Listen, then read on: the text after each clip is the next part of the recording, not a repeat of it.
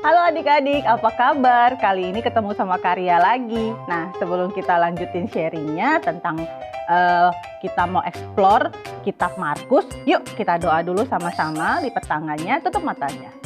Bapak yang baik, terima kasih. Kami mengucap syukur karena hari ini kami boleh kembali beribadah bersama. Kami percaya semua karena anugerah dan kebaikan Tuhan saja. Dan kalau kami sebentar akan belajar, Tuhan yang berikan kami hati yang lembut, hati yang mau diajar supaya apa yang kami pelajari boleh menjadi penuntun hidup kami sehingga hari demi hari kami berjalan makin serupa dengan Kristus.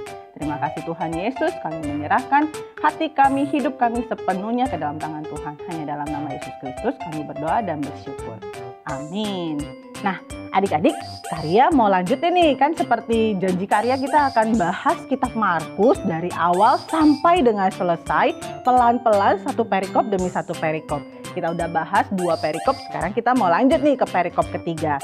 Perikop yang ketiga ini juga masih pendek-pendek ceritanya. Yuk sama-sama buka kitab Markusnya. Kita lanjutin di perikop ketiganya, judulnya adalah Pencobaan di Padang Gurun. Itu dari Markus 1 ayat 12 sampai dengan ke-13. Sudah diambil belum Alkitabnya?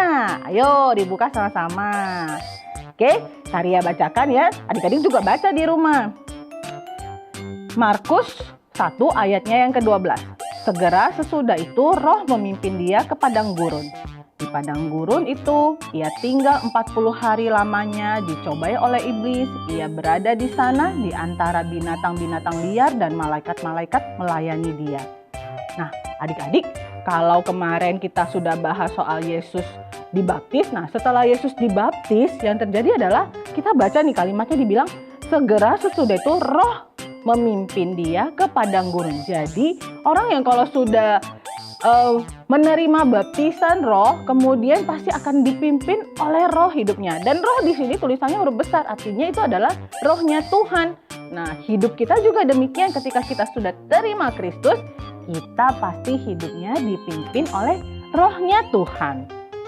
Nah, orang-orang percaya pasti hidupnya begitu, dipimpin oleh roh Tuhan. Dan kalau hidup yang dipimpin oleh roh Tuhan, Tuhan itu pasti maunya hidup kita baik, benar, dan kudus gitu ya. Sama seperti Tuhan kita adalah kudus. Nah, jadi Tuhan Yesus ketika dia sudah dibaptis kemudian dibawa oleh roh Tuhan ke padang gurun, apa yang terjadi? Sesuai dengan judulnya, ia mengalami yang namanya pencobaan. Nah, di sini di kitab Markus itu tidak disebutkan pencobaannya seperti apa. Adik-adik bisa baca cerita tentang pencobaan ini di Matius 4 ayat 1 sampai dengan 11. Kita baca sekilas yuk, sama-sama kita buka. Apa sih yang terjadi sama Tuhan Yesus ketika dia dicobai? Pencobaan seperti apa aja? Nah, adik-adik pasti sudah pernah baca juga sebelumnya, sudah pernah belajar juga sebelumnya tentang pencobaannya. Yuk kita buka sama-sama di Matius 4 ayatnya yang pertama sampai dengan ke-11. Karya bacain, kita sama-sama belajar ya. Maka Yesus dibawa oleh roh ke padang gurun untuk dicobai iblis. Dan setelah berpuasa 40 hari dan 40 malam, akhirnya laparlah Yesus. Lalu datanglah si pencoba itu dan berkata kepadanya, jika engkau anak Allah, perintahkanlah supaya batu-batu ini menjadi roti. Tetapi Yesus menjawab, ada tertulis, manusia hidup bukan dari roti saja, tetapi dari setiap firman yang keluar dari mulut Allah. Ini pencobaan yang pertama. Adik-adik pasti sudah ingat, kalau Tuhan Yesus itu dicobainya sampai 3 kali ya. Ini yang pertama, dia sudah lapar 40 hari puasa, kemudian dia dicobai. Nah, yang pertama adalah pas lapar, coba ubah, kalau kamu benar Tuhan, coba ubah batu jadi roti. Tetapi jawab Tuhan, manusia itu hidup bukan dari roti aja. Nah, kita hidup itu bukan dari makan terus saja. Daging memang perlu dikasih makan, tapi firman juga perlu kita baca buat makanan roh kita. Ayat yang kelima, kemudian iblis membawanya ke kota suci dan menempatkan dia di bubungan bait Allah. Lalu berkata kepadanya, jika engkau anak Allah, jatuhkanlah dirimu ke bawah, sebab ada tertulis mengenai engkau, ia akan memerintahkan malaikat-malaikatnya dan mereka akan menatang engkau di atas tangannya supaya kakimu jangan terantuk kepada batu. Yesus berkata kepadanya, ada pula tertulis, janganlah engkau mencobai Tuhan Allahmu. Ini yang kedua. Lalu dibawa di atas bait Allah, kemudian dia bilang, jatuhkan dirimu, kalau kamu benar anak Allah, Allah pasti akan suruh malaikat tangkap kamu supaya kamu jangan sampai jatuh. Dicobai lagi gitu ya. Jadi kalau kamu beneran begitu, pasti kalau kamu benar anak Allah, pasti Bapamu yang di surga nggak mau sampai kamu tersakiti. Tapi apa jawab Tuhan Yesus? Yesus bilang sesuai dengan firman Tuhan ada tertulis. Berarti ini sesuai dengan yang tertulis dalam firman bahwa jangan mencobai Tuhan Allahmu. Lanjut lagi. Yang ke-8 ayatnya, dan iblis membawanya pula ke atas gunung yang sangat tinggi dan memperlihatkan kepadanya semua kerajaan dunia dengan kemegahannya. Dan berkata kepadanya, semua ini akan kuberikan kepadamu jika engkau sujud menyembah aku.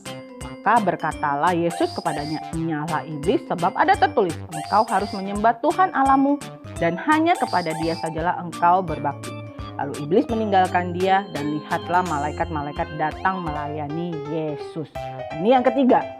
Dikasih lihat nih di atas gunung semua. Kalau kayak kita ke puncak ya, kita bisa lihat dari atas. Wah, megah banget, penuh dengan gemerlap gitu. Nah, seperti itu juga iblis membawa Tuhan Yesus. Dia mau nawarin nih, ini semua dunia yang indah ini akan saya berikan sama kamu kalau kamu menyembah aku. Tapi Tuhan Yesus tetap menjawab sesuai dengan firman Tuhan. Enggak sembarangan jawab, tapi sesuai dengan firman Tuhan bahwa harusnya kita menyembah Tuhan Allah. Tidak boleh menyembah yang lain selain Tuhan Allah. Dan akhirnya apa yang terjadi? Tuhan Yesus berhasil melewati pencobaannya, ujiannya. Dan apa yang terjadi setelah dia berhasil? Malaikat melayani dia. Nah, jadi adik-adik ketika kita sudah hidup dipimpin oleh Roh, bukan berarti hidup kita aman-aman, tenang-tenang aja. Akan selalu ada ujian yang boleh terjadi di dalam hidup kita, dan apa yang Tuhan harapkan yaitu kita menang melawan ujian itu. Kita berhasil melewati ujian itu, kita berhasil memenangkan setiap ujian dengan mengandalkan kekuatan Tuhan. Pakai firman-Nya Tuhan, jangan pakai kekuatan sendiri. Dari pencobaan ini kita belajar apa? Pertama, Tuhan aja dicobai. Tuhan aja mengalami ujian, apalagi kita yang mau hidup sesuai dengan firman-Nya, pasti juga akan mengalami hal yang sama. Tapi jangan nyerah, Tuhan pasti akan menolong kita.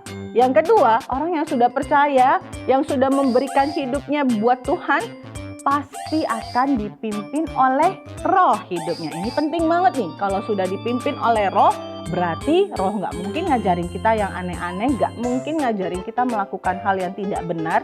Jadi kalau hidup kita mulai melenceng ke kanan, melenceng ke kiri, nggak sesuai dengan firman, jangan-jangan rohnya mulai lemah nih sampai bisa melenceng seperti ayo segera beri makan dengan cara apa? Baca firman-Nya, berdoa sama Tuhan, minta kekuatan dari Tuhan, melekat kembali kepada Tuhan. Bisa ya adik-adik, Karya percaya banget adik-adik yang di rumah ini adalah adik-adik yang luar biasa, pasti bisa melakukannya. Nah, sebelum kita tutup, kita berdoa dulu supaya firman ini kita kita tutup, bungkus pakai darah Yesus supaya melekat di dalam hati kita. Yuk sama-sama lipat tangannya, tutup matanya, kita mau berdoa. Bapa yang baik, terima kasih, kami mengucap syukur karena kami punya Allah yang luar biasa.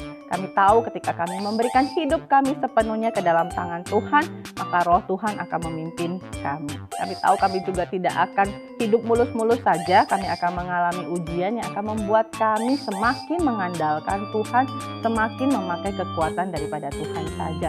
Ajar kami Tuhan untuk selalu memegang firman-Mu, belajar firman-Mu, sehingga ketika kami menghadapi ujian, kami nggak pakai kekuatan kami, tapi pakai kekuatan Tuhan. Terima kasih Tuhan Yesus, kami menyerahkan sepenuhnya hidup kami ke dalam pimpinan tangan Tuhan. Dalam nama Yesus Kristus kami berdoa dan bersyukur. Amin. Sampai di sini firman-Nya, kita ketemu lagi ya. Tuhan Yesus memberkati. Dah.